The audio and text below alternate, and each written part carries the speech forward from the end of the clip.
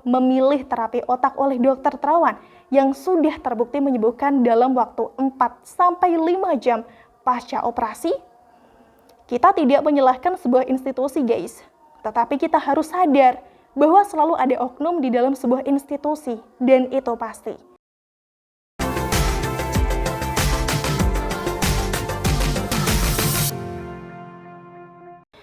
Benarkah ada motif politik di balik pemecatan Dokter Terawan? Artikel oleh Nafis, guys. Sedih, begitulah kata pertama yang terlintas dalam benak penulis sebagai salah seorang rakyat kecil ketika mendengar nama Profesor Dr. Terawan Agus Putranto, SPRADK, yang dipecat oleh ID dalam muktamar ke-31 mereka di Banda Aceh beberapa hari yang lalu, guys. Dibacakan saat berlangsungnya muktamar ke-31 ID yang digelar di Banda Aceh, Provinsi Aceh. Ada 3 poin keputusan terkait keanggotaan Dr. Terawan di ID, diantaranya sidang khusus Majelis Kehormatan Etik Kedokteran memutuskan pemberhentian permanen Dr. Terawan sebagai anggota ID. Pemecatan mantan Menteri Kesehatan ini berdasarkan rekomendasi Majelis Kehormatan Etik Kedokteran atau MKEK-ID yang dibacakan dalam muktamar ke-31 ID di Banda Aceh. Meski keputusan pemberhentian Dr. Terawan baru disampaikan di muktamar ID di Aceh, Ketua ID Aceh Safrizal Rahman ini mengatakan bahwa pemberhentian Terawan sejatinya sudah direkomendasikan 3 tahun yang lalu saat muktamar ID di Samarinda. Jadi ingat, guys, jika sebelumnya Dr. Terawan pun juga sudah pernah diberhentikan sementara ya dari MKEK-ID terhitung 12 bulan sejak 26 Februari 2018 hingga 25 Februari tahun 2019. Sebenarnya, awal mula Dr. Terawan dipecat oleh ID ini karena beliau memperkenalkan terapi cuci otak sebagai penyembuhan penyakit stroke. Mereka mengatakan bahwa terapi ini harus diuji coba kepada hewan, tidak boleh diuji coba pada manusia langsung. Tetapi faktanya, guys, banyak orang yang sudah merasakan manfaat dari terapi otak oleh Dr. Terawan ini. Antara lain ada Tri Sutrisno, mantan Kepala BIN Hendro Priyono, tokoh pers Dahlan Iskan beserta istrinya, SBY, Abu Rizal Bakri, Prabowo, dan juga tokoh-tokoh lainnya.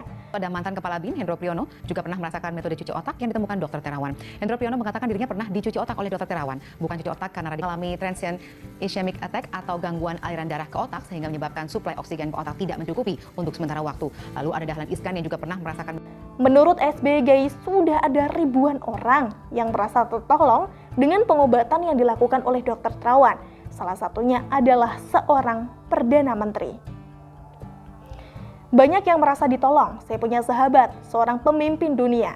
Saya tidak perlu sebut namanya. Dia memiliki keluhan di bagian kepala. Berobat ke 2 negara tetangga kita yang dianggap maju di bidang kedokteran tidak sembuh, cerita SBY.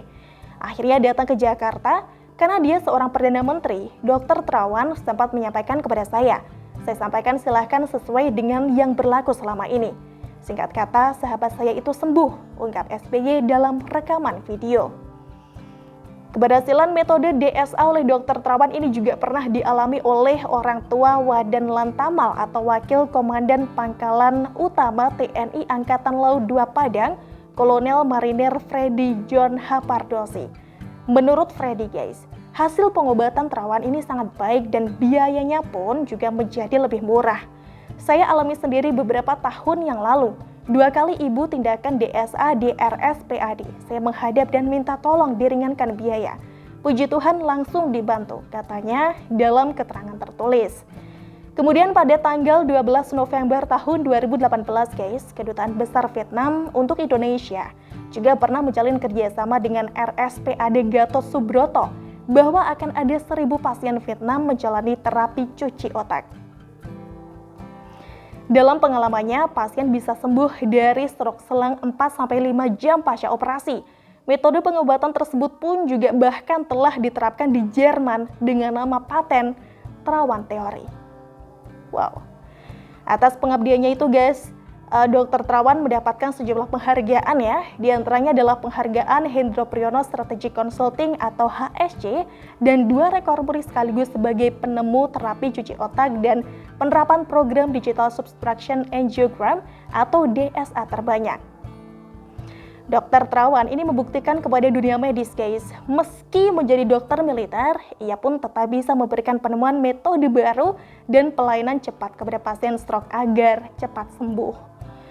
Pada tahun 2018, Dr. Terawan juga pernah diundang oleh Rumah Sakit Krankenhaus Nordwest di Jerman yang mengajaknya riset bersama terkait dengan terapi otak yang dikembangkan oleh Dr. Terawan itu sendiri. Pada saat itu, Dr. Terawan menyatakan tengah memenuhi undangan rumah sakit terkenal di Jerman, sekaligus menunjukkan kemampuan dan kepakaran dokter Indonesia. Ia sekalian menunjukkan kesejajaran ilmu orang Indonesia dengan teman-teman di Jerman. Jangan sampai kami Indonesia ini hanya dianggap main ngeyel saja dan tidak ilmiah, sedangkan negara lain sangat menghargai. Kalau bisa nangis, saya nangis tenan karena sedih, ujarnya kepada media saat itu guys. Jadi sungguh sangat aneh juga ya, jika Dr. Terawan yang sudah banyak menyembuhkan pasien stroke lebih cepat mendapatkan penghargaan yang sangat banyak, pernah diundang ke Jerman terkait terapi cuci otaknya, tetapi di Indonesia malah dipecat. Ada yang tahu guys, apa yang sudah mereka lakukan selama ini untuk menyembuhkan pasien stroke secara cepat? Apakah mereka tidak mau banyak orang stroke bisa cepat sembuh sekitar 4-5 jam pasca operasi seperti yang dilakukan oleh Dr. Terawan selama ini? Ada juga yang mengatakan bahwa biaya terapi otak Dr. Terawan ini tidak murah guys, seolah ingin membuat narasi jahat ya, bahwa Dr. Terawan mencari keuntungan pribadi. Memang benar sih guys, biaya terapi otak oleh Dr. Terawan ini terhitung tidak murah ya, kurang terjangkau juga, sekitar 23-25 juta rupiah. Sebenarnya untuk DSA-nya sendiri ini cuma 23 juta atau 25 juta rupiah, sekitar itu. Ungkapnya saat ditemui di Rumah Sakit Kepresidenan Rumah Sakit Pusat Angkatan Darat atau RSPAD Gatot Subroto, Jakarta Pusat. Namun menurutnya guys, biaya yang membengkak ini justru dikarenakan biaya pemeriksaan-pemeriksaan lainnya, seperti pemeriksaan yang berkaitan dengan penyakit lain. Tetapi yang jadi permasalahan adalah pemeriksaan lain, penunjang, dokter-dokter lain yang memeriksa kaitan dengan penyakit-penyakit lain, itulah yang membuat membengkak. Sebenarnya DSA sendiri murah, ujarnya begitu. Jadi dengan biaya sebesar itu bisa sembuh setelah 4-5 jam pasca operasi, itu tentu saja relatif lebih murah ya guys, daripada biaya operasi stroke secara biasa.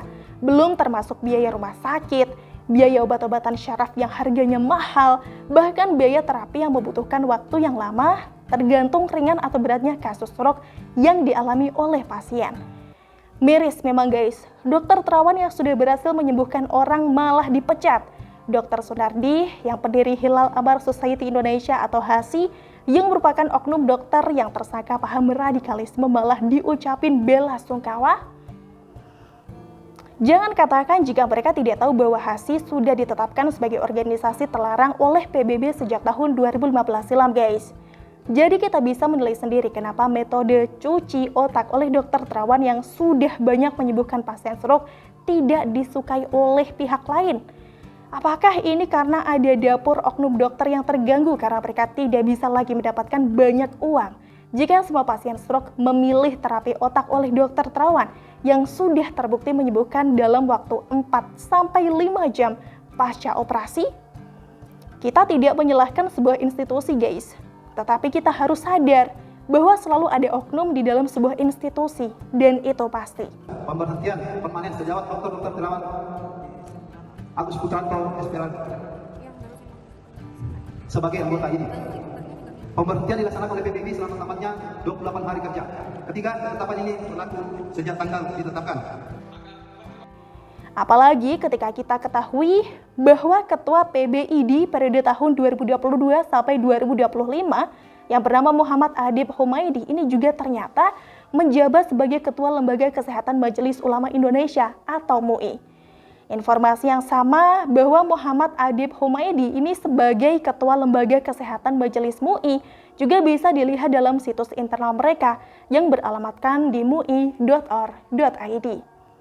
Dan banyak oknum di MUI ini tidak suka guys dengan pemerintahan Presiden Jokowi karena dapur mereka sudah terganggu setelah kewenangan sertifikat halal sekarang diambil alih oleh Kemenak ya, dan juga hasilnya masuk ke dalam kas negara.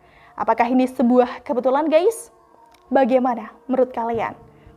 Wassalam dari Navisi World. Tulis pendapat kalian di kolom komentar ya. Bye-bye.